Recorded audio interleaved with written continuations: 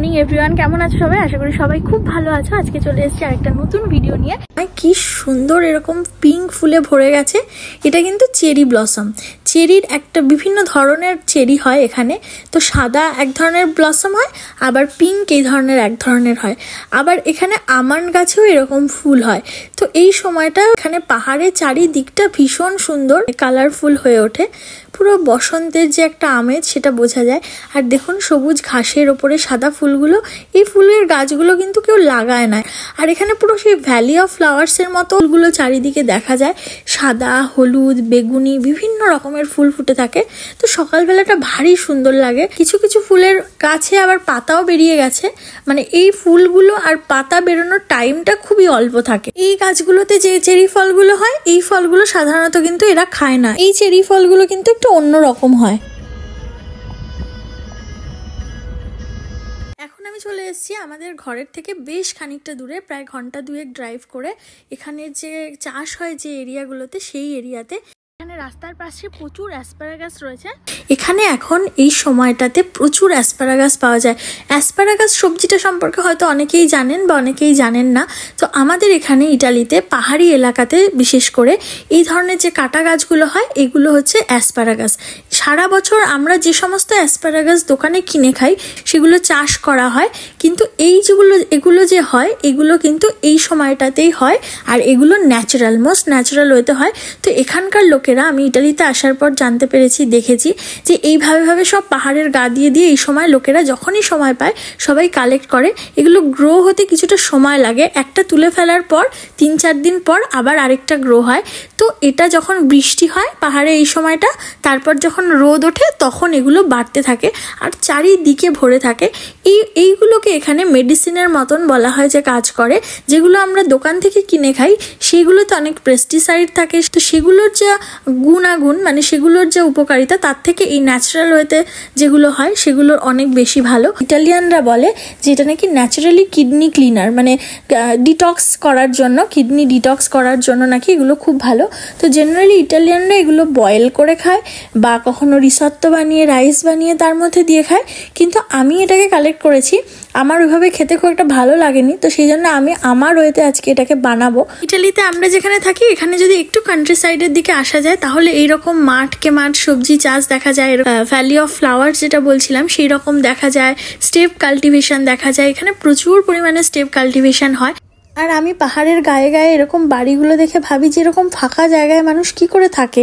কিন্তু অদ্ভুত, এখানে বাড়িগুলো আপনি বাইরে থেকে দেখলে মনে হবে সব কুড়ে বাড়ি বা মাটির বাড়ি, কিন্তু বাড়িগুলোর ভেতরে যদি আপনি যান, ইটালিয়ান বাড়িগুলো এত সুন্দর, মানে এত সুন্দর পরিপাটি, এবং দোতলা, তিনতলা, আন্ডারগ্রাউন্ডে সমস্ত কিছু, মানে ভিলা যেগুলো হয় এত সুন্দর দেখে আপনি বাইরে থেকে বুঝতেই পারবেন না যে গ্রামের মধ্যে এত সুন্দর বাড়ি থাকতে পারে। তো আমরা এখন রাস্তা ভুল করে, জিপিএস সিগন্যাল লস্ট করে একটা জায়গায় ঢুকে গেছি, একটা রাস্তাতে। আর ঢুকে গিয়ে দেখছি এই রাস্তা থেকে ব্যাক করার কোনো এখন উপায় নেই। দেখছি কত পিগি ফার্ম, এখানে ছোট্ট ছোট্ট পিগিরা সব ঘুমোচ্ছে। আর এখানে পাহাড়ি গরুগুলো দেখুন একটু অন্য রকমের। ইউরোপের এক একটা জায়গায় কিন্তু এক এক রকমের গরু দেখা যায়। সুইজারল্যান্ডে যখন আমরা গেছি, অস্ট্রিয়া, সুইজারল্যান্ড, ওখানের গরুগুলো আবার একটু অন্যরকম দেখা যায়, ডিফারেন্ট টাইপের। আবার এখানেও আমরা যদি অন্য কোনো পাহাড়ে যাই সেখানে আবার অন্য রকমের প্রজাতির গরু দেখা যায়। তো এখানে বিভিন্ন পাহাড়ে বিভিন্ন রকম দেখা যায়। যেহেতু এখানে লোকেরা প্রচুর পরিমাণে মানে বিফ খায়, তো সেই জন্য গরুর ভ্যারাইটিও অনেক রকমের হয়। তো আমরা কালকে এই এত অ্যাসপারাগাস তুলতে পেরেছি। আর অ্যাসপারাগাসগুলো কিন্তু তুলে এমনিতে রেখে দিলে হয় না, এগুলো যদি জলের মধ্যে এইভাবে রাখা যায় ফুলের মতন, তাহলে পরে এগুলো প্রত্যেক দিন এগুলো গ্রো করতে থাকে। আর এইগুলোকে তলার দিকে ডান্ডাগুলো কিন্তু শক্ত হয়ে যায়, সেগুলো আর খাওয়া যায় না। ওপর দিকের যেগুলো নরম থাকে, যতটা পর্যন্ত নরম থাকে ততটাই পর্যন্ত খাওয়া যায় আর কি। এখন আপনাদের দেখাচ্ছি কিভাবে এগুলোকে ছাড়াতে হয়। এগুলো ছাড়ানোরও একটা প্রসেস আছে। সাধারণত এগুলো না আমাদের দেশের কচুরলতির মতো ছাড়াতে হয়।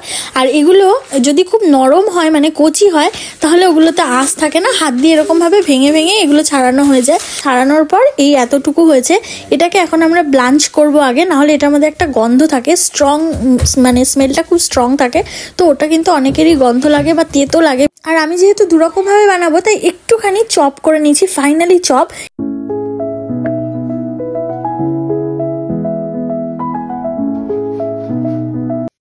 তো তো প্রথমে আমি তোমাদেরকে যেটা বানিয়ে দেখাবো সেটা হচ্ছে ইটালিয়ান রেসিপিটা, মানে ইটালিয়ানরা যেভাবে বানিয়ে খায়।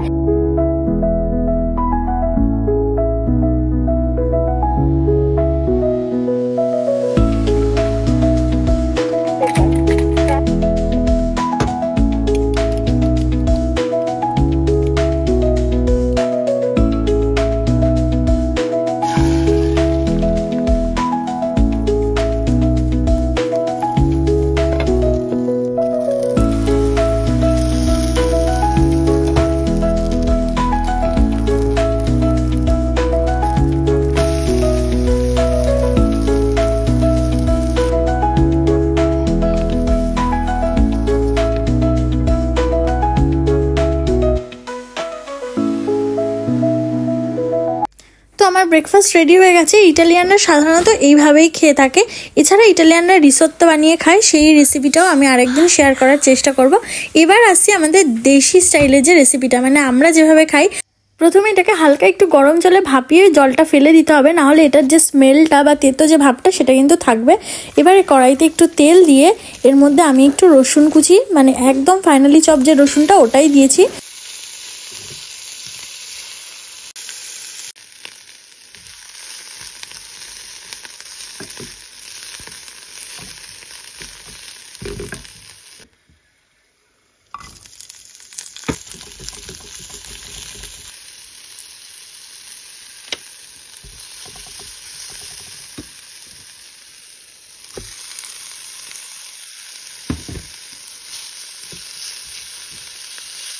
তো আমার এটা এখন একদম রেডি হয়ে গেছে। আপনারা চাইলে একটু অল্প একটু চিনি দিতে পারেন, কিন্তু আমি দিইনি। আমরা বাঙালিরা যেখানে যে সবজিটা পাই সেটাকে আমরা নিজের মতন করে বানানোর চেষ্টা করি। তো আজকের ভিডিওটা এখানেই শেষ করলাম। সবাই ভালো থেকো, টাটা।